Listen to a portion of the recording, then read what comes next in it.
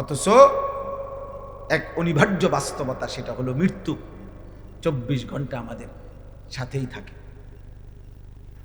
মৃত্যু আমাদের কাছে না দূরে?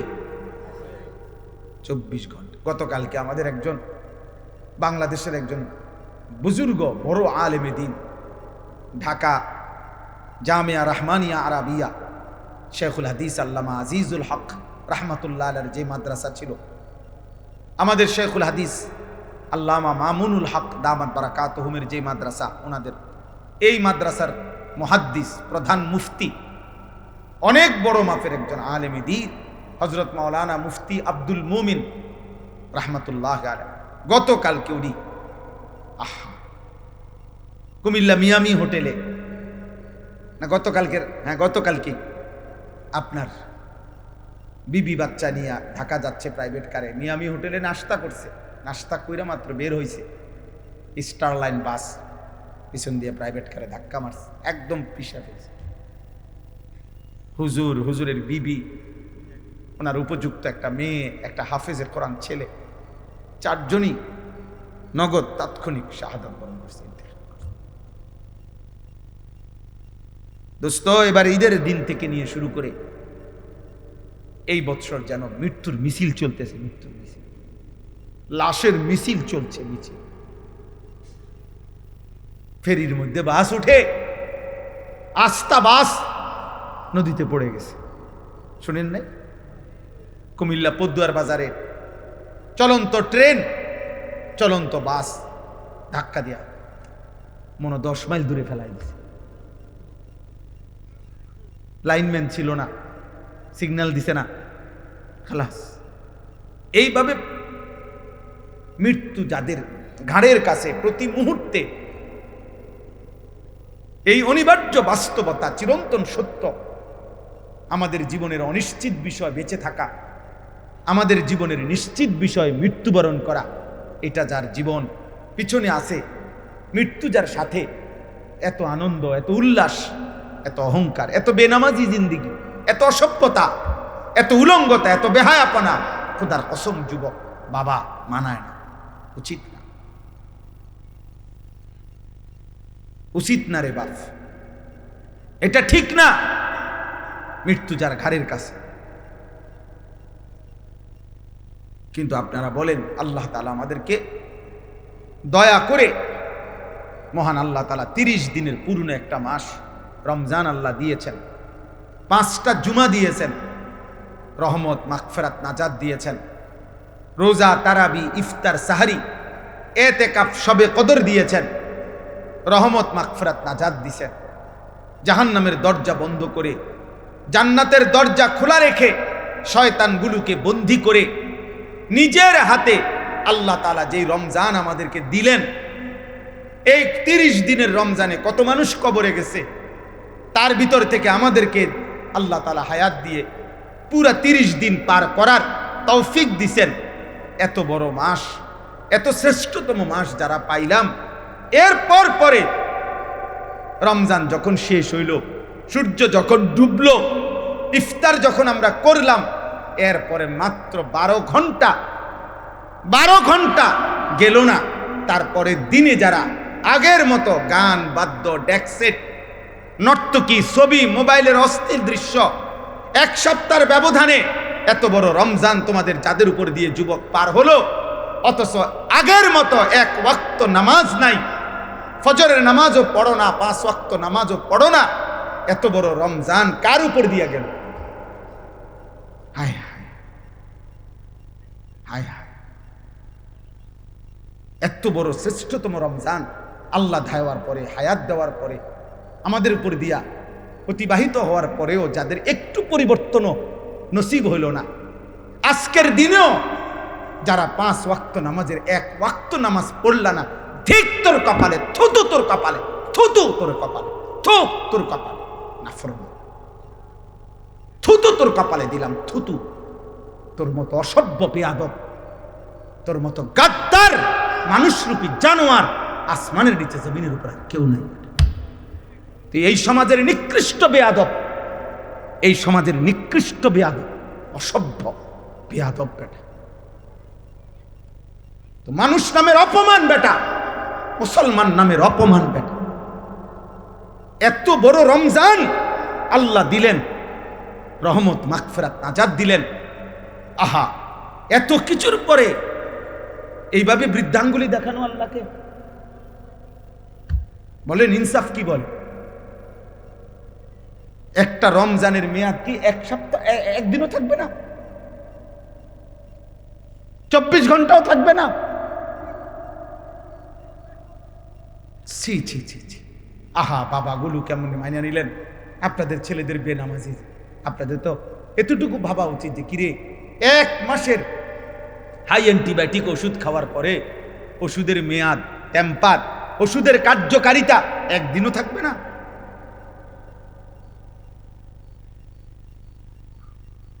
আহা, অনেক ছেলে চেহারা দেখলে কালো, পাষাণ, বেনামাজি, নিকৃষ্ট, অসভ্যের মতো চেহারা বুঝাই যায়, যার কপালে একটা সেজদা নাই। এই নাফরমান জন্তু জানোয়ারের মতো খায় আর ঘুমায়, রাস্তার জানোয়ারের মতো খায় আর ঘুমায়, পেশাব করে, পায়খানা করে। আহা রে নাফরমান, ধিক তোর কপালে, থুতু তোর কপালে, আফসুস তোর কপালে। এমন মালিক, এমন দয়ালু, মেহেরবান আল্লাহ আমাদেরকে বিয়া। আল্লাহ ভালো না রাখলে খোদার কসম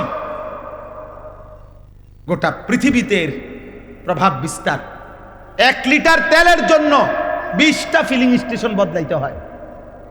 1 লিটার তেলের জন্য ঘন্টার পর ঘন্টা সারা বাংলাদেশের শত শত পাম্পে, ফিলিং স্টেশনে মোটর সাইকেল গাড়ি নিয়ে ছেলে পেলে দাঁড়ায় রয়েছে। আপনি গিয়ে দেখেন।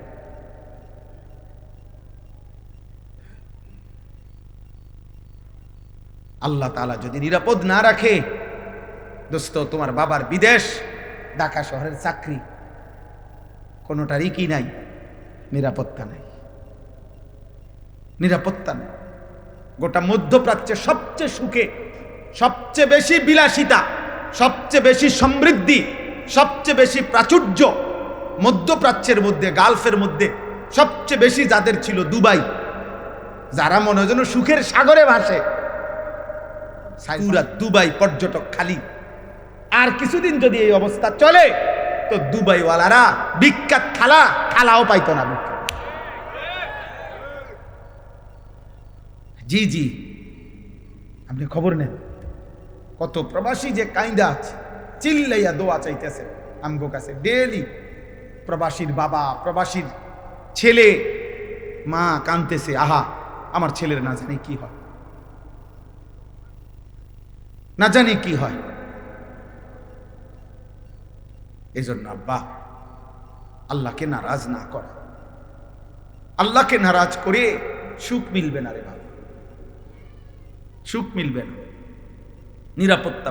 আমি অনেক দিন থেকে বলছি, সেই করোনা থেকে চিল্লাইতেছিলাম, তোমরা যারা কিশোর যুবক, তোমাদের জন্য আমাদের বেশি ভয় এটা যে তোমরা তোমাদের আগামী ভবিষ্যৎটা নিজের হাতে তোমরা মুসিবত, যন্ত্রণাদায়ক, কষ্টকর বানায় ফেলতেছ। ধীরে ধীরে গুনার পরিমাণ বাড়তেছে, তোমাদের আগামী পৃথিবী তোমাদের জন্য কষ্টকর হয়ে যাবে, এটা মনে রেখো। এই নারী, এই ছবি, এই অসভ্যতা, এই অস্থিরতা, এই বেহায়াপনা, এই বেনামাজি জিন্দিগি, দিনের পর দিন, সপ্তাহের পর সপ্তাহ, তোমাদের এই বেনামাজি জীবন একদিন তোমাদেরকে কষ্টে ফেলে দিবে, মুসিবতে ফেলে দিবে, বিপদে ফেলে দিবে, বিপদে ফেলে দিবে। আল্লাহ তাআলা সেই 2017 সালে, আমার স্পষ্ট মনে আছে, 2017 সালে রোহিঙ্গাদেরকে, আরাকানের ওই রোহিঙ্গা মুসলমানদেরকে আমরা প্রথম টেকনাফ, ওরা যে আসছিল ওই পাশে, আমরা তাদেরকে টাকা পয়সা সারা বাংলাদেশ থেকে দিছিল না। 2017 সাল পরে আজকে 2026 সাল, কত বছর হইল? হ্যাঁ, প্রায় 9 বছর হইল। কই আজও তো তারা তাদের মাতৃভূমিতে ফিরতে পারে পারছে? 1947 সালে ব্রিটিশ যখন এই উপমহাদেশ থেকে চলে যায়, তখন হিন্দুস্তান আর পাকিস্তান ভাগ করে দিছিল। রেড ক্লিফ সে ভাগ করে দিছিল, কিন্তু কাশ্মীর এর একটা অংশ ভাগ করে দিয়ে যায় নাই।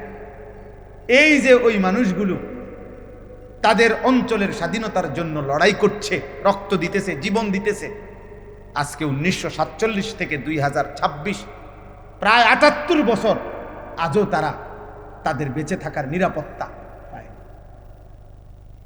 এই 78 বছরে যার বয়স 50 বছর, যার বয়স 40 বছর, ও তো জীবনে কোনোদিন সুখ দেখে না।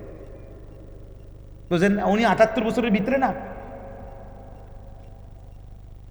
তাইলে বলেন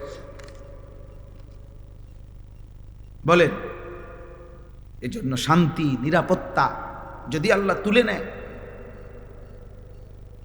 নেয় তা আরেকবার ঘুরে দাঁড়াইতে অনেক সময় লাগবে, অনেক সময় লাগবে। বুঝেন নাই কথা? আমি সবাইকে বললাম, রমজান পরবর্তী আহ্বান করলাম, বাবা, ভাই, বন্ধু, নওজোয়ান, তোমারে তুমি নষ্ট করো না। চরিত্রহীন লম্পট মনে রাখবা, নারী, ছবি, অশ্লীল দৃশ্য, মদ, জুয়া, নেশা, গাঁজা, ফেন্সিডিল, ইয়াবা, অসভ্যতা, এই বেহায়াপনা, নারীর সাথে যে হারাম সম্পর্ক, জিনা ব্যভিচারের দৃশ্য, ছবি, অশ্লীল সম্পর্ক যায়, এই নষ্ট চরিত্রের মানুষকে নিয়ে কেউ ভাবে না। রাস্তার কুত্তাকে যেমন মানুষ পাশ কাইটা চলে, এমন চরিত্রহীনকে মানুষ পাশ কাইটা চলে। তোমাকে নিয়ে কেউ ভাবে না। বর্তমান পৃথিবীর বাস্তবতা হলো, বাবা মাও এত ব্যস্ত যে, এমন বহু বাপ আছে গত 6 মাসেও উনি বলতেও পারতো না ওনার ফোলা রাইতে ঘুম যায় কোন সময়, সকালে ওঠে কোন সময়। উনি যে সময় আসে রাত গভীরে, উনি যে সময় চলে যায় বাজারে কামে, ওই সময় ফোলা ঘুমে, উনি রাইতে আইয়াও দেখে ঘুমে, ওনার খবরও নাই। উনি সংসারের জন্য এত ব্যস্ত যে ওনার জিপুত দিনের পর দিন নামাজ নাই, আল্লাহ নাই, রাসূল নাই, সেজদা নাই, কিচ্ছু নাই। হ্যাঁ বড়া সংসারের লাগিয়া বাজারে জীবনটা শেষ করতে। কি সংসার করেন? কিসের সংসার? আপনার স্ত্রীর কপালে একটা সেজদা নাই, আপনার ছেলে মেয়ের কপালে সেজদা নাই, মেয়েটা পর্দা নাই, ছেলেটার নামাজ নাই। এই বুঝি এই সমস্ত হাইওয়ান, এগুলোর জন্য নি আমনে এত ঘাম ঝরাইতেছে? এটি বুঝি কথা? এগুলো নি কথা? আপনি যে 28 বছর বিদেশ করেন আর আমনের ফুতে এক ওয়াক্ত নামাজ পড়ে না, আর উনি 16 ঘন্টা ডিউটি করে, কত ঘাম ঝরে ওনার। একটা একটা টাকার পিছনে, একটা একটা টাকার পিছনে ওনার কত ঘাম মিশে আছে, মিশে নাই? আল্লাহ আমাদেরকে বুঝ দান করে, আল্লাহ আমাদেরকে বিবেক দান করে। আমার ভাই, আমার বন্ধু, আল্লাহ তাআলা এই সূরা কোরআনুল কারীমের সূরায়ে মুলক, এই সূরার আল্লাহ তাআলা এটা বলছেন, আল্লাযী খালাকাল মাউতা ওয়াল হায়াতা লিয়াবলুয়াকুম আইয়ুকুম আহসানু আমালা। আল্লাহ বলে, বান্দা, আমি আল্লাহ এই মৃত্যু এবং জীবন আমি বানাই। একদিকে মরণের আয়োজন, একদিকে জীবনের আয়োজন। প্রতিদিন কতজন মরছে তা আমি বানাচ্ছি, আমি করছি। প্রতিদিন কত মায়ের পেট থেকে সন্তান জন্ম নিচ্ছে তা আমি জন্ম দিচ্ছি। তাইলে জীবন এবং মৃত্যু এটা আমি আল্লাহ করছি। যাদেরকে আমি হায়াত দিয়েছি একটাই উদ্দেশ্য, আমি আল্লাহ পরীক্ষা করছি আখিরাতের বিবেচনায় এই দুনিয়ার হায়াতে কার আমল কতটা সুন্দর। আখিরাতের জন্য জীবন দিছিলাম। মদ, জুয়া, বিড়ি, সিগারেট, গান, বাদ্য, নর্তকীর জন্য, সুদ, কিস্তি আর হারাম দিয়া দুনিয়া সাজাইবার জন্য না, বরং জীবন দিয়েছিলাম, হায়াত দিয়েছিলাম আখিরাতের জন্য। কিসের জন্য? আহসানু আমালা। তাফসীরের মধ্যে আছে, আও রাউ আন মাহারিমিল্লাহ আসরাউ ফি তাআতিল্লাহ। আল্লাহ বলেন, আমি দেখতে চাই আমি আল্লাহ তাআলার একটা একটা নিষেধের ক্ষেত্রে বেঁচে থাকার জন্য কে কত বেশি ভয় করে, আর আমি দেখছি আমার ইবাদতের প্রতি কে কত বেশি দ্রুত গতিতে এগিয়ে যায়। আল্লাহ তাআলা বলে, এজন্য আমি জীবন দিছিলাম। আমি আল্লাহ রাত্র বানাইছি, দিন বানাই, লিমান আরাদা আন ইয়াযাক্কারা আও আরাদা শুকুরা, যারা যারা আমার জিকির করতে চায়, আমার শুকর করতে চায় তাদের জন্য। নষ্ট ভ্রষ্ট পাপ নাফরমানের জন্য বাবা আল্লাহ রাত বানায় নাই, দিন বানায়। অতএব আজকে এই আয়াতগুলোই আমি পড়লাম। সূরা মুলক কোরআনুল কারীমের অত্যন্ত ফজিলতপূর্ণ একটি সূরা, 29 পারা 67 নম্বর সূরা। সূরা মুলক মাত্র 30টা আয়াত। নবীজি সাল্লাল্লাহু আলাইহি সাল্লাম 2টা হাদিস তাফসীরের মধ্যে বর্ণনা আছে এই সূরার ফজিলত। নবীজি বলেন সাল্লাল্লাহু আলাইহি ওয়াসাল্লাম, কোরআনুল কারীমে 30 আয়াত বিশিষ্ট একটি সূরা আছে।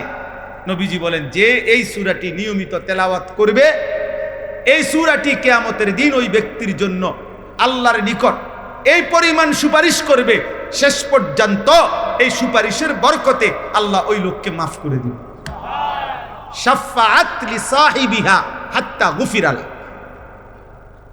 আর আরেক হাদিসে নবী বলছেন কিয়ামতের দিন যে ব্যক্তি এই সূরাটি নিয়মিত পড়বে, খাসামাত আন সাহিবিহা হাত্তা আদখালাতহুল জান্নাহ, এই সূরাটাই ফেরেশতাদের সাথে এই ব্যক্তিকে নিয়ে তর্ক করবে। ফেরেশতা তাকে জাহান্নাম দিতে চাইবে। এই সূরা বলবে ওই আমারে নিয়মিত তেলাওয়াত করত, আমি সূরা মুলক থাকতে এই বান্দা জাহান্নামে যাবে না, জাহান্নামে যাবে না।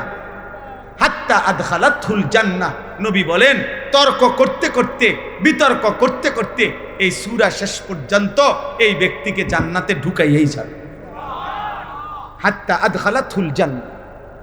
কোন সূরা? এই সূরা মুলক, 30 আয়াত বিশিষ্ট ছোট্ট সূরা।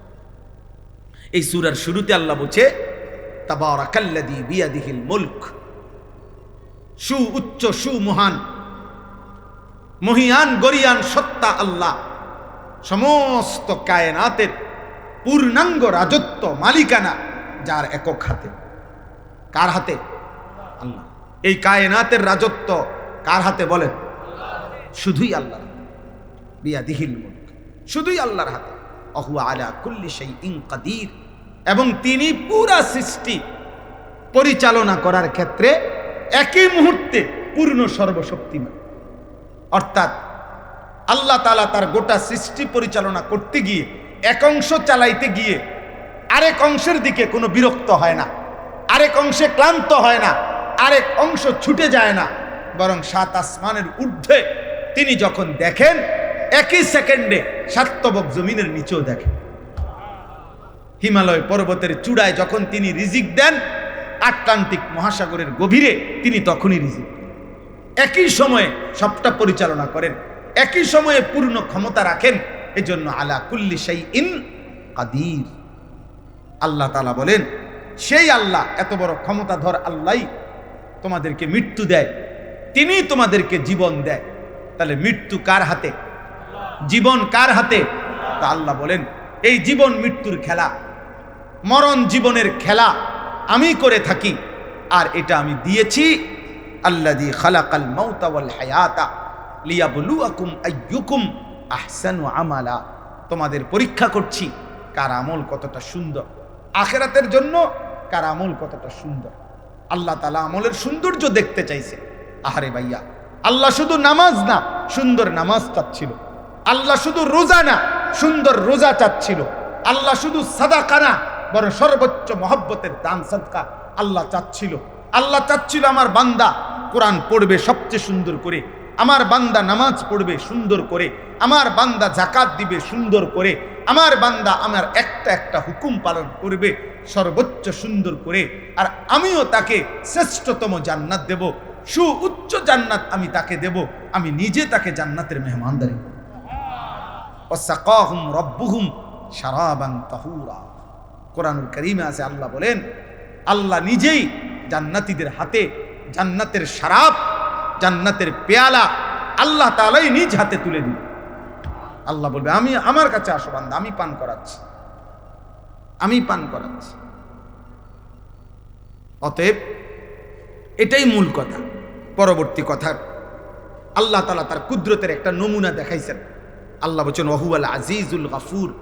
মনে রাখবা আল্লাহর দুইটা সিফাত বলছে, তিনি পূর্ণ শক্তিমান আবার তিনি ভীষণ, আল্লাহ বলছেন এই গোটা সৃষ্টি পরিচালনা করে তাদেরকে নাফরমানি করলে শাস্তি দিতে আমি পূর্ণ শক্তি রাখি, আবার আমার কাছে মাফ চাইলে আমি পূর্ণ মাফ করারও পূর্ণ ক্ষমতা রাখি। অতএব বান্দা, তুমি ভাইবো না আমি তোমারে ধরতে পারবো না, বরং আমি শক্তিও রাখি পুরা। আবার এটাও হতাশ হইও না যে আমি তোমারে মাফ করব না। ঠিক আছে, দিল দিয়া মাফ চাইলে আমি মাফও করে দেব। আল্লাহ তাআলা বলেন, তুমি আমার শক্তির একটা নিদর্শন দেখো, 7 আসমান। আমি 7 আসমান স্তরে স্তরে সাজাইছি। তুমি পৃথিবীর সর্বাধুনিক মেশিন দিয়া পরীক্ষা করে দেখো, এই 7 আসমান কিংবা প্রথম আসমান কোন জায়গায় একবার না শতবার লক্ষবার চোখ ফিরাইয়া ফিরাইয়া অথবা তোমার মেশিন দিয়া দিয়া তুমি পরীক্ষা করে দেখো, 7 আসমানের কোনো অংশে কোনো ছিদ্র, কোনো খুঁত, কোনো বৈপরীত্য, কোনো তফাৎ দেখা যায় কিনা। বরং এক নিখুঁত পরিকল্পিতভাবে 7 আসমান আমি আল্লাহ নিজে সাজাইছি। যতবারই দেখবা তুমি এটাই দেখবা, তোমার চোখ ফিরে ফিরে আসবে, কিন্তু আমি আল্লাহর সৃষ্টির মধ্যে কোনো তুমি ত্রুটি দেখবা। আমার একটা কুদরত শুধু দেখাইলাম, একটা কুদরত দেখাইলাম। অতএব আজকে এটাই রাত গভীরে এ যে কয়জন ছেলে, কিশোর, যুবক, বয়স্ক বাবা আপনারা আছেন, ঘুরে ঘুরে 20 বছর না 200 বছরও যদি আল্লাহ বলার তৌফিক দেয়, কথাই একটাই, জাহান্নাম থেকে বাঁচেন, আল্লাহর নাফরমানি করবেন না। কিশোর যুবক ভাই, তোমাদের কাছে অনুরোধ বাবা, হাদিসের মধ্যে আছে, ইন্না রাব্বাকা লা ইয়াজাবু লিশ-শাব্বি লা সাবওয়াতা লাহু। নবী সাল্লাল্লাহু আলাইহি সাল্লাম বলেন, কোন যুবক যৌবনকালে যদি গুনাহ থেকে বাঁচে, হারাম, জিনা, ব্যভিচার, মদ, জুয়া, অশ্লীলতা, বেহায়াপনা, অসভ্যতা, চরিত্রহীনতা থেকে বাঁচে, এ সাবওয়া অর্থ আল্লাহ নবী সাল্লাল্লাহু আলাইহি সাল্লাম বলেন, আল্লাহ তাআলা স্বয়ং ফেরেশতাদের সামনে আশ্চর্য, অবাক, আশ্চর্য প্রকাশ করে আল্লাহ নিজে বলে, ফেরেশতা পরে আমি পূর্ণ যৌবন দিছি, ও আমার ভয়ে গুনাহ থেকে বেঁচেছে, যাও তোদেরকে সাক্ষী রেখে বলছি আমি ওরে আমার আরশের নিচে ছায়া দান করি। আল্লাহ অবাক হয়, অবাক, আল্লাহ অবাক হয়, আল্লাহ আশ্চর্যান্বিত বোধ করে, ওকে শক্তি দেওয়ার পরেও, যৌবন দেওয়ার পরেও ও আমি আল্লাহর ভয়ে গুনাহ থেকে বাঁচতেছি। এজন্য গুনাহ থেকে বাঁচা উচিত। যে চাহিদা আল্লাহ দিয়েছেন, যাকে যেটুকু, সব কিছু, প্রত্যেকটি চাহিদা পূরণের হালাল ব্যবস্থাপনা, আদর বলেন, ভালোবাসা বলেন, খাবারের চাহিদা বলেন, লজ্জাস্থানের চাহিদা বলেন, চোখের চাহিদা বলেন, যেই চাহিদা আল্লাহ আমাদের ভিতরে দিছে সেটা পূরণের বৈধ হালাল ব্যবস্থাপনাও আল্লাহ রাখছে। আল্লাহ তাআলা রাখছে। অতএব নিজেরে নিজে নষ্ট করে লাভ নাই। কেউ তোমারে মনে রাখবে না, অসৎ চরিত্রহীনকে কেউ মনে রাখে না। আমি অনুরোধ করছি, আজকের এই মোবারক মাহফিলে আল্লাহ তাআলা আমাদের প্রত্যেককে আখিরাতের ভয়ে, কবরের ভয়ে, জাহান্নামের ভয়ে, আযাবের ভয়ে আমরা যেন গুনাহ ছেড়ে দেই, আল্লাহর ভালোবাসায় আমরা যেন ইবাদতে অভ্যস্ত হই। আল্লাহ আমাদেরকে তৌফিক দান করে। আমি শেষ কথাটা মাওলানা আব্দুস সবুরের কথার সাথে মিলাইয়া আমিও বলতে চাই। ছেলেদেরকে বলি, বাবা, সারা বছর, বয়স্ক বাবা আপনাদেরকে, কোনো না কোনো আল্লাহওয়ালা, মুত্তাকি, আল্লাহর কোনো নেক বান্দা, তার সাথে যার নিয়মিত সম্পর্ক থাকে, সান্নিধ্য থাকে, ওই ব্যক্তি ঈমান আমলের উপরে থাকা, চলা খুব সহজ হয়, খুব সহজ। এক হইল জানা, আর এক হইল নিজের মধ্যে আমলে আসা। জানা বিষয় তো আমরা সবাই জানি, কিন্তু আমার জীবনে এটা আমল হওয়ার জন্য একজন জীবন্ত আল্লাহওয়ালার সংস্পর্শ, সান্নিধ্য প্রত্যেকের জন্য উপকারী, জোয়ান মানুষের জন্য, বুড়া মানুষের জন্য। আপনি নিজে নিজে যদি নিজ বুদ্ধিতে চলেন, তো এই বিকালবেলা গিয়া সাদওয়ানে বইলেন, আপনার সাথে 8-10 জন বিড়ি খায়, আপনি যদি বলেন ওইখানে বৈশা থাইকা যে হুজুর হেরা বিড়ি খায়, ঠিক আছে আমি খাই না, কিন্তু এরপরেও আপনি ওদের সাথে বসার দ্বারা আপনার আখলাক কি এটা বুঝতে কারো বাকি থাকে না। আপনি 5-7 জন বিড়ি খাও, অন্যের লগে বইয়া মাঝখানে আপনি জোনায়েদ বাগদাদি, আমরা বুঝি না, আমরা সিরা খাই। হ্যাঁ, বুঝেন নাই কথাটা? মাঝখান দিয়ে বুঝি আপনি জোনায়েদ বাগদাদি বইয়া রয়েছেন। হ্যাঁ, এটা না বুঝার কি আছে? কথা বলেন।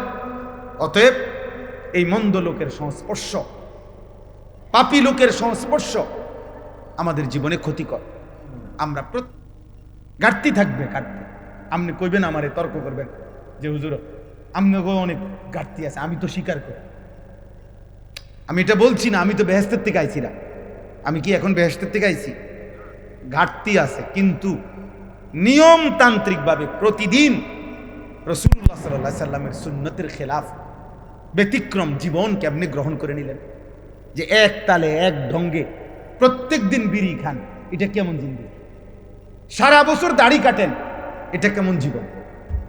সারা বছর পেশাব করে টয়লেট পেপার ব্যবহার করো না আব্বা, এটা কেমন জীবন?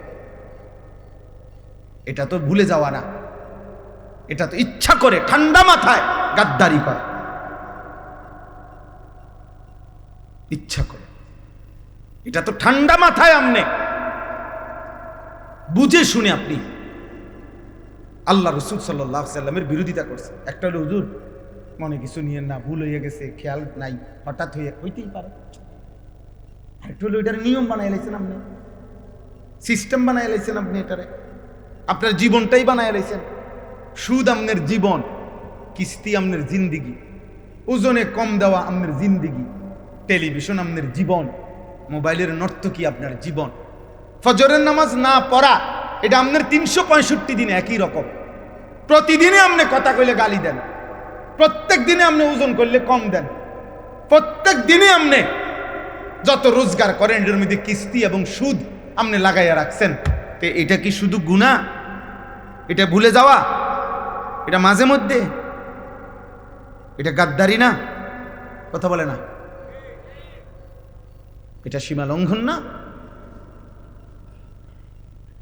এটা তো অহংকার, এটা তো বড়াই করছেন যে আল্লাহকে আমি কোনো পাত্তা দেই না।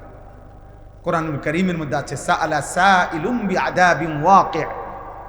নবীজি যখন মক্কার কাফেরদেরকে আযাবের কথা বলতেন, কবরের আযাব, জাহান্নামের আযাব, বিভিন্ন নাফরমান জাতির উপরে আল্লাহ আযাব দিছে দুনিয়ায়।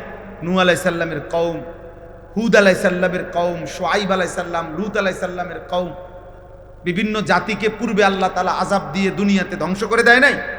এগুলো যখন নবীজি বলতেন তো মক্কার কাফেররা বিদ্রুপ করত, ঠাট্টা করত। ও হ্যাঁ, মুহাম্মদ ওনার নিজে না ফাইরা ওনা আল্লাহর এটা ক্যান্সার, এমনি বলতো, বিদ্রুপ করত। মক্কার কাফের নজর ইবনে হারেস একজন কাফের সর্দার ছিল। সে একদিন নবীজির সামনে, এই নবীজি যখন আযাবের কথা বলছে যে আল্লাহ আযাব দিবে, সে তৎক্ষণাৎ নিজের হাত উঠাইয়া দোয়া করতেছে আল্লাহর কাছে, আল্লাহুম্মা ইন কানা হাদা হুয়াল হাক্ক মিন ইনদিক ফাআমতির আলাইনা হিজারাতাম মিনাস সামা আবিতিনা বিআযাবিন আলীম। সে বলতেছে, হে আল্লাহ, এই মুহাম্মদের কথা মতো তুমি, তোমার কথা সে বলে তুমি নাকি আযাব দিবা, তোমার কথা না মানলে এটা যদি সত্যই হয় এখন দেখি তোমার কাছে কি আযাব আছে, এখন দাও দাও এখন। এই বেঈমান এইভাবে নবীজিকে ঠাট্টা করে আযাব চাইছে। আচ্ছা ইয়া কই মুহাম্মদ কো আযাব কো, তুমি না কইলে আযাব আইব, কই আই না কা? চাইলাম তো আল্লাহর কাছে, কই আযাব দিতে কও, তোমার কথা সত্য হইলে বলো। এই হলো গাদ্দার। আল্লাহ বলছে, বন্ধু ওরে বলেন আযাব আমি প্রতিদিন দেই না, আযাবের জন্য আমি একটা দিন নির্ধারণ করেছি। সেই দিনটার নাম হাসরের দিন, কিয়ামতের দিন। আর সেই দিন আযাব যখন শুরু হবে, একদিনের দৈর্ঘ্য হবে, লম্বা হবে 50 আলফা সানা, 50,000 বছর। কয় হাজার বছর? 50,000। সেদিন নাফরমান তুমি বুঝবা আযাব কাকে বলে। ইয়াওয়াদ্দুল মুজরিমু লাউ ইফতাদি মিন আযাবি ইয়াউমি ইদিন বিবানি ওয়া সাহিবাতিহি ওয়া আখি ওয়া ফাসিলাতিহি আল্লাতী তুবি ওয়া মান ফিল আরদি জামিআ সুম্মা ইউনজি। আল্লাহ বলে সেদিন হাসরের ময়দানে নাফরমান পাপী আল্লাহকে বলবে, আল্লাহ আমার সবগুলো ছেলে মেয়েকে জাহান্নামে দিয়ে দেন, আমারে বাঁচায় দেন। আমার স্ত্রীকে জাহান্নামে দিয়ে দেন, আমারে বাঁচায় দেন। আমার ভাই বোনদেরকে জাহান্নামে দিয়ে দেন, আমারে বাঁচায় দেন। আমার মহল্লাবাসী, গ্রামবাসীকে, যাদের মাঝে আমি বড় হয়েছি, লালিত পালিত হয়েছি, তাদেরকে জাহান্নামে দিয়ে দেন, আমারে শুধু বাঁচায় দেন। ওমান ফিল আরদি জামিআ, আল্লাহ প্রথম দিন থেকে শেষ পর্যন্ত এই পৃথিবীর যত মানুষ আজকে হাসরের ময়দানে আছে, সবাইকে জাহান্নামে দিয়ে দেন, আমি একা আমারে বাঁচায় দেন। আল্লাহ বলেন আযাবের তীব্রতায় সেদিন হাসরের ময়দানে নাফরমান ছটফট করে বলবে, আল্লাহ গোটা পৃথিবী প্রয়োজনে আযাব দেন, আমারে বাঁচায় দেন। সুম্মা ইউনজি, কাল্লা, আল্লাহ বলবে কাল্লা,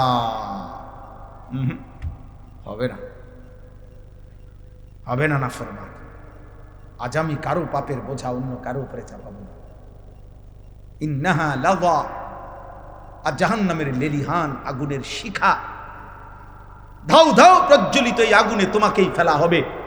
নাযাআতাল লিশাওয়া, আর ফেললেই 1 সেকেন্ডে নাফরমান তোমার সমস্ত চামড়া খসে ফেলবে, তুলে ফেলবে, চামড়া খসে ফেলবে। আল্লাহ আমাকে মাফ করে দেন। এই জন্য বাপ, ছেলেরা, বয়স্ক বাপ, কাউরে আল্লাহ লম্বা হায়াত দিছেন, আপনি ধোকা খাইছেন, অনেক দিন হায়াত পাইয়া। কাউরে আল্লাহ জওয়ানি দিছে, তুমি যৌবন পাইয়া মনে করছো আল্লাহ কিসের, আবার ইবাদত কিসের, আখিরাত কিসের। ওয়া আন ইয়াকরাহা আন ইয়াউদা ইলাল কুফর কামা ইয়াকরাহু আন ইউকযাফা ফিন নার। একজন মুমিন, সত্যিকার ইমানদার, আল্লাহ তাআলার কোনো নাফরমানি করাটাকে এমন অপছন্দ করে যেমন অপছন্দ করে আগুনে নিক্ষিপ্ত হওয়াকে। আল্লাহ নবী সাল্লাল্লাহু আলাইহি সাল্লাম বলেন, ওই ব্যক্তি ইমানের স্বাদ পেল, ইমানের মজা পেল, অর্থাৎ তার কাছে তখন মুসলিম পরিচয়টা, কালেমার পরিচয়টা, এটার কাছে তখন তার কাছে লজ্জাজনক, বিরক্তিকর, অপমানকর মনে হয় না, বরং তার কাছে গর্বের মনে হয়, আনন্দের মনে হয়, মজাদার মনে হয়। আমরা অনেক মুসলমান আছি, তোমরা কিশোর যুবক অনেক ছেলে আছো, তোমরা বাস্তবিক অর্থে এটাই সত্য যে তোমাদের দিল যদি খোলা হয়, তোমাদের অন্তর যদি সিরা হয়, পরীক্ষা করা হয়, অসংখ্য ছেলে তোমাদের চুল, চেহারা এবং তোমাদের সারা দিনের চলাফেরার দ্বারা, প্রতিদিন তোমাদের যেভাবে কাটাও, এর দ্বারা বুঝাই যায় তুমি মূলত মুসলিম পরিচয়ে লজ্জিত। মূলত তুমি লজ্জিত, মূলত তোমার চলাফেরার দ্বারা তুমি বারবার এটাই বুঝাইতে চাও যে আমি যদি বেঈমান হইতাম কত না সুন্দর হইতাম, আহা আমি যদি ইহুদি হইতাম তাইলে আর আমি এত রাগডাক করতে হইতো না। ইহুদি, খ্রিস্টান, বেঈমান যদি হইতাম তো পুরাপুরি তাদের মতো নিজেকে বানায় নিতে পারতাম। এখন তো পারি না, মানুষ এটা এটা কয়, তো চেষ্টা করি চুল, চেহারা, লেবাস, পোশাকে দুশ্মনের সাথে, বেঈমানের সাথে সাদৃশ্য ধরতে, মানুষের বিদ্রুপের পরেও। কিন্তু যদি প্রকৃত বেঈমান হইতাম তাহলে তো পুরাপুরি তাদের মতো সাজতে পারতাম। এটা মূলত বেগায়রত, আত্মমর্যাদাহীন মানুষের পরিচয়, যার নিজস্ব আত্মসম্মান নাই, আত্মমর্যাদা যার নাই, এটা মনে রাখতে হবে সবাই।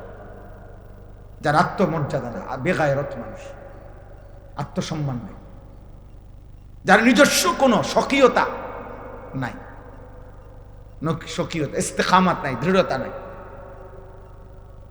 এটা এই মানুষদের পরিচয়। নাই তো বলো ভাই কি কারণ থাকতে পারে? পৃথিবীর সমস্ত মানুষের বিশ্লেষণ, পরীক্ষায় আমাদের নবী সাল্লাল্লাহু আলাইহি ওয়াসাল্লামের 24 ঘন্টার 63 বছরের প্রতি সেকেন্ড গোটা পৃথিবীর সকলের পরীক্ষায়, ইমানদার, দুশ্মন, কাফের, বেঈমান সকলের বিশ্লেষণে আমাদের নবী সাল্লাল্লাহু আলাইহি সাল্লামের 24 ঘন্টার প্রতি সেকেন্ড 63 বছর সবচেয়ে সুন্দর, নিখুঁত, পবিত্র, চমৎকার।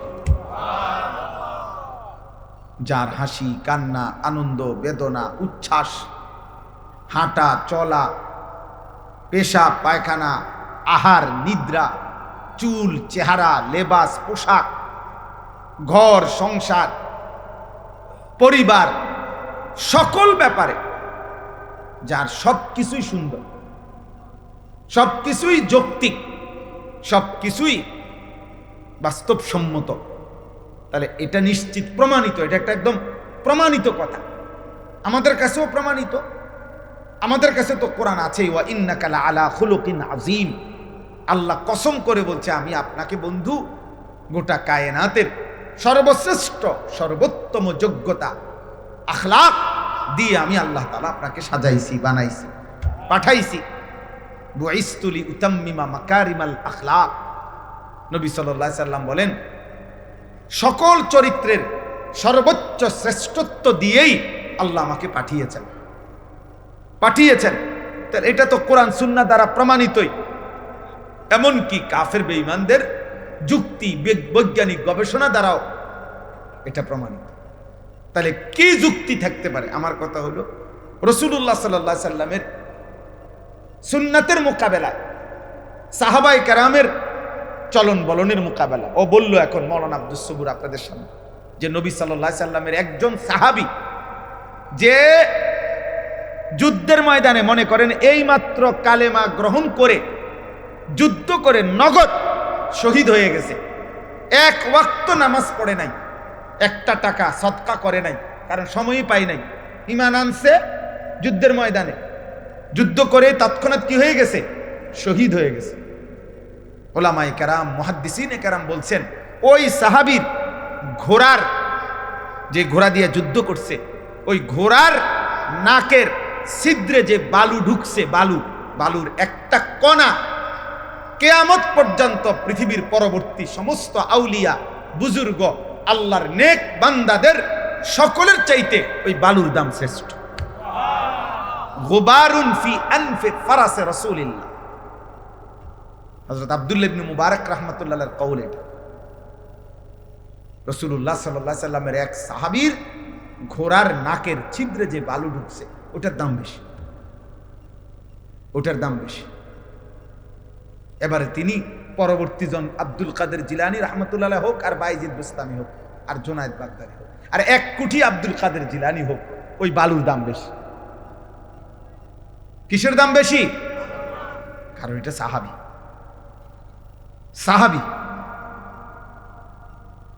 তাইলে এত উত্তম, এত শ্রেষ্ঠতম মানুষ যারা, ওয়াকুল্লাম ওয়াদাল্লাহুল হুসনা, আল্লাহ কোরআনে বলছে, বন্ধু আপনার প্রত্যেকটা সাহাবীর জন্য আমি আল্লাহ জান্নাতের ওয়াদা দিলাম,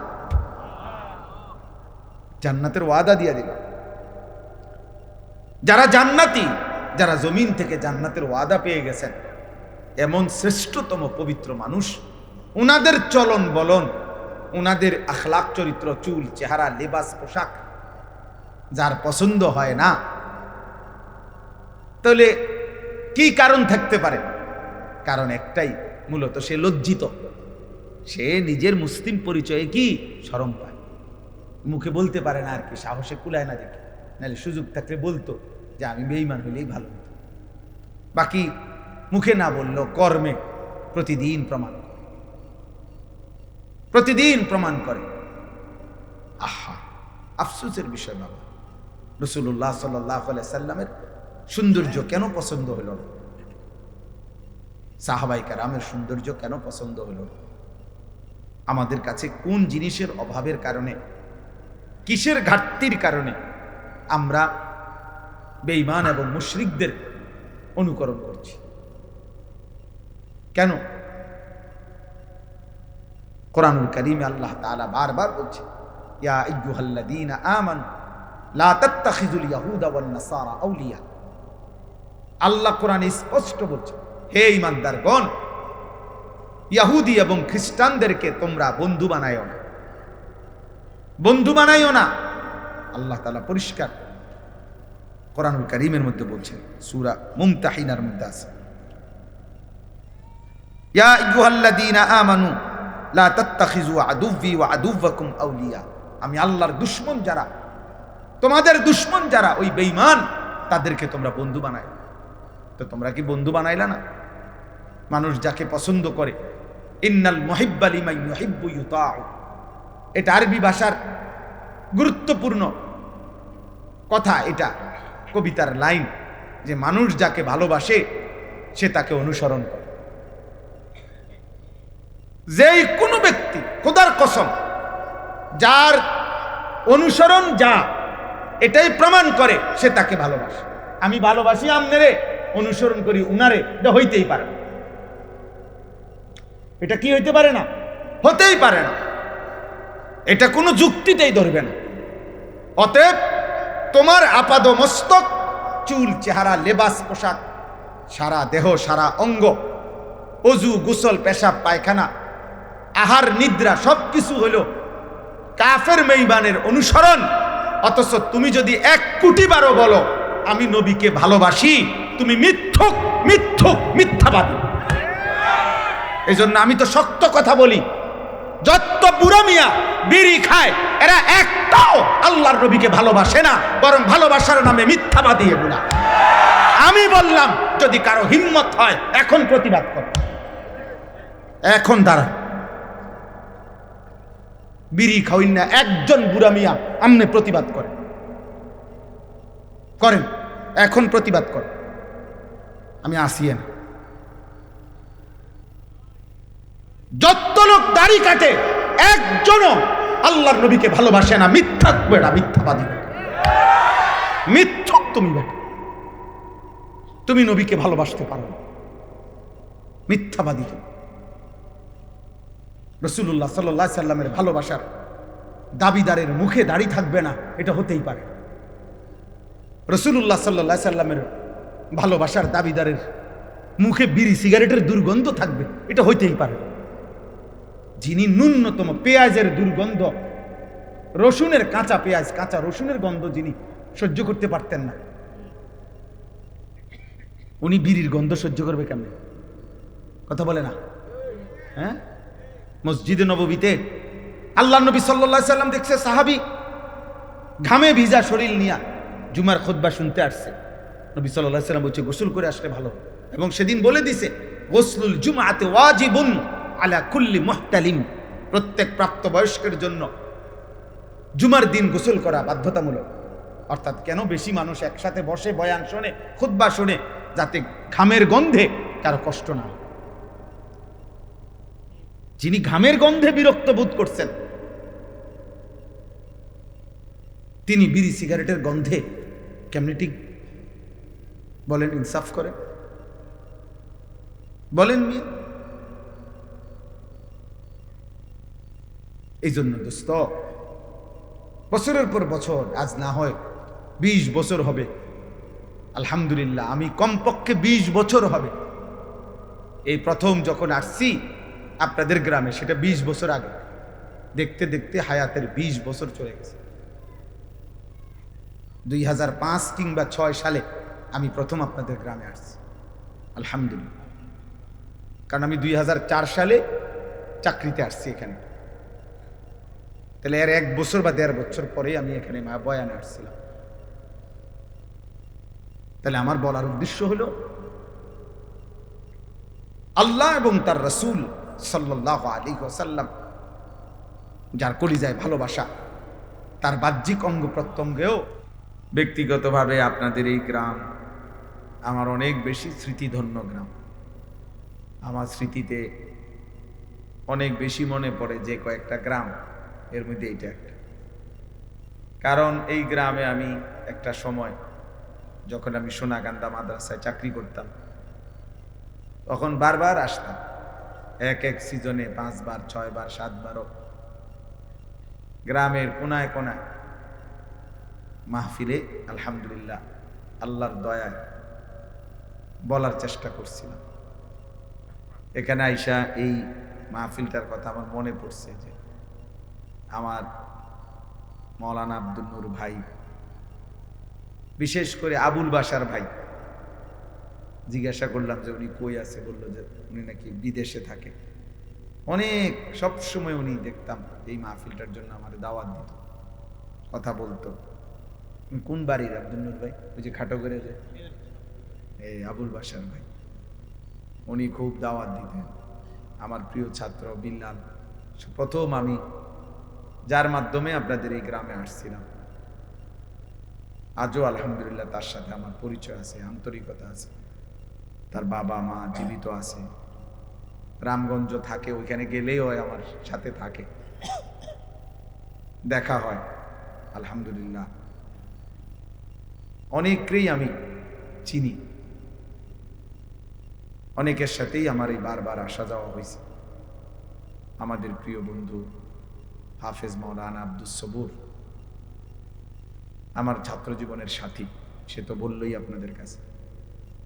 আপনাদের গ্রামে এলাকায়, আমাদের কুমিল্লা শহরের প্রখ্যাত একজন বিদগ্ধ আলেমী দ্বীন হাফেজ মাওলানা মুস্তাফিজুর রহমান রাহিমাহুল্লাহ তাআলা। আমরাও ছোটবেলায় ওনার বয়ান কুমিল্লা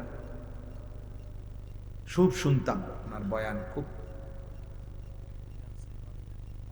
আছে না অসুস্থ, আল্লাহ তাআলা শিফা দান করেন, হায়াত দান করেন। তো হুজুরে ছোটবেলায় আমরা ওনার বয়ান শুনতাম, ওনার বয়ান খুব ঘুষালো ছিল, ওনার বয়ানের খুব আকর্ষণ ছিল। ছাত্র জীবনে আমরা সব সময় অপেক্ষায় থাকতাম যে বোর্ড মসজিদে খতিব সাহেবের বয়ান, ইমাম সাহেবের বয়ান শুনতাম। তো আজকেও আবার আপনাদের এখানে আমাদের আসা হলো, নওজোয়ান ছেলে তোমাদের অনেকের সাথে আমাদের পরিচয় আছে। আল্লাহ তাআলা মহব্বতের এই সম্পর্ক, আসা যাওয়া, আল্লাহ তাআলা তার সন্তুষ্টির জন্য কবুল করেন। রাসূলুল্লাহ সাল্লাল্লাহু আলাইহি ওয়াসাল্লাম ইরশাদ করেছেন, সালাসুন মান কুন্না ফীহি ওয়াজাদা হালাওয়াতাল ঈমান।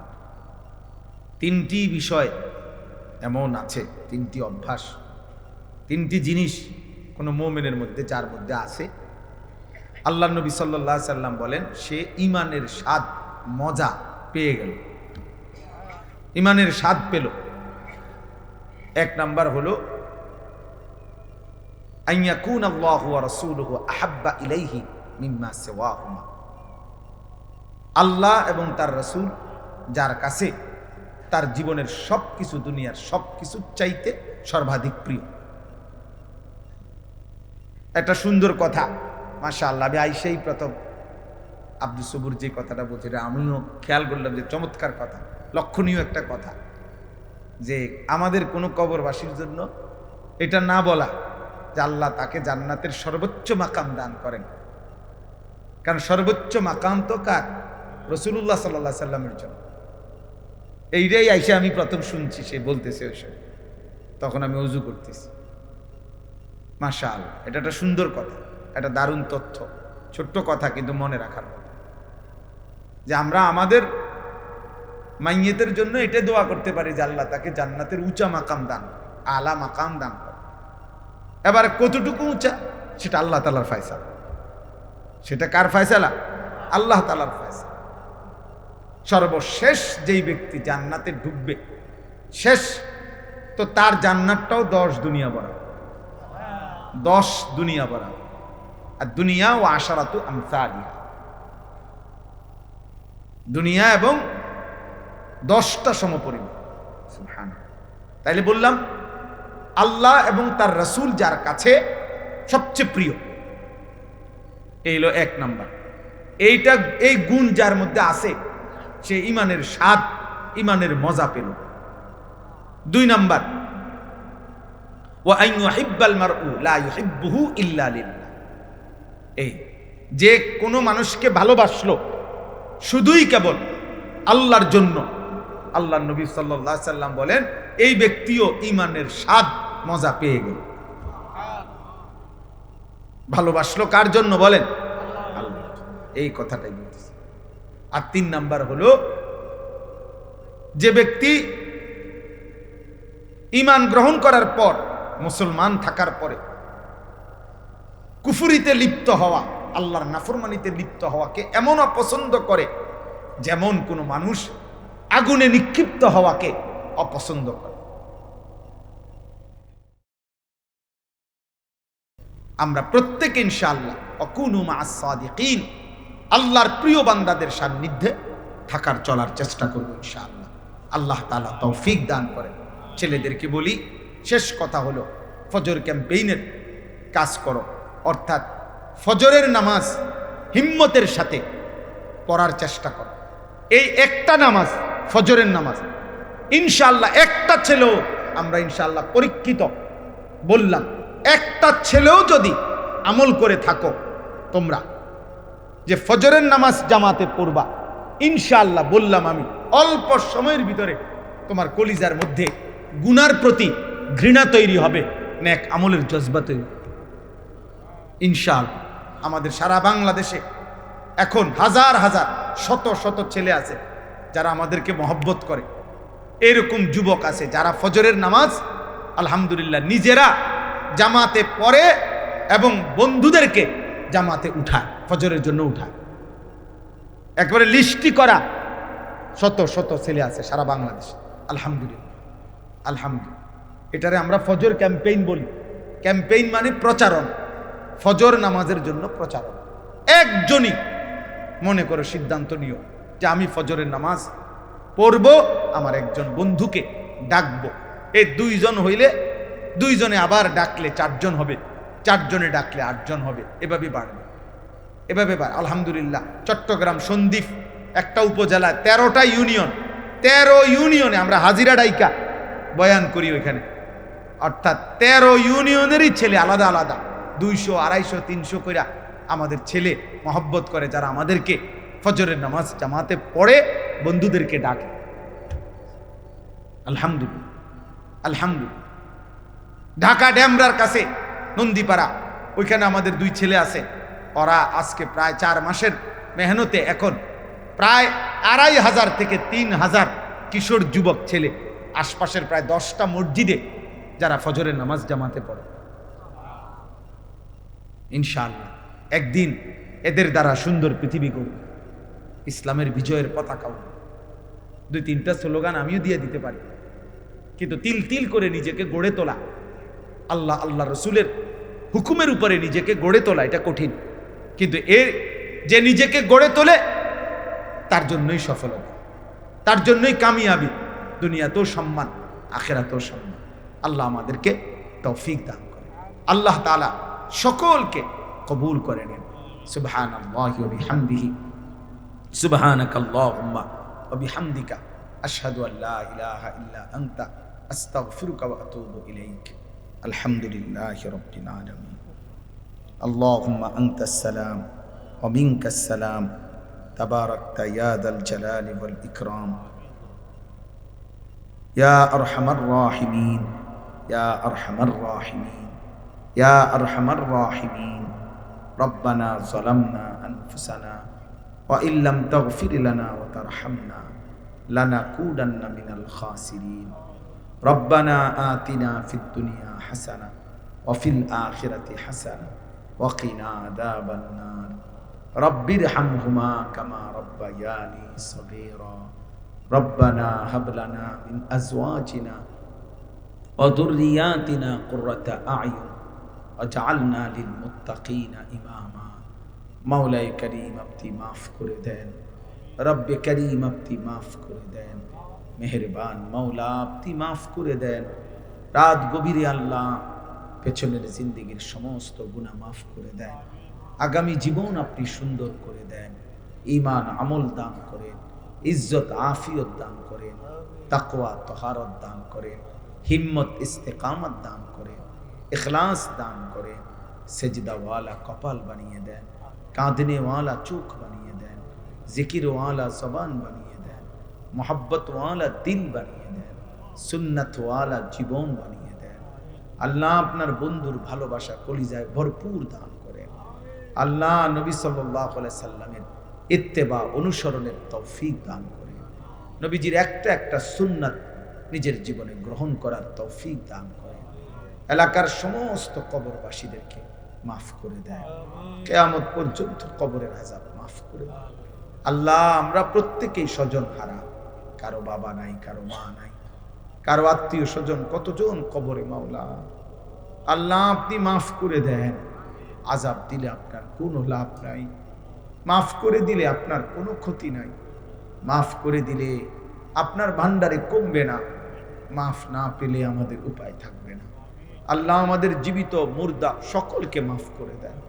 আল্লাহ আমাদের সকলকে মাফ করে দেন। আল্লাহ আপনার গোলামির হক আদায় করার তৌফিক দান করেন।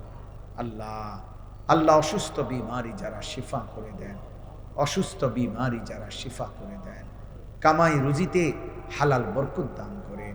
আল্লাহ প্রবাসের জমিনে আল্লাহ আমাদের লক্ষ লক্ষ প্রবাসী বাবা ভাই বিদেশের জমিনে ছটফট করছে।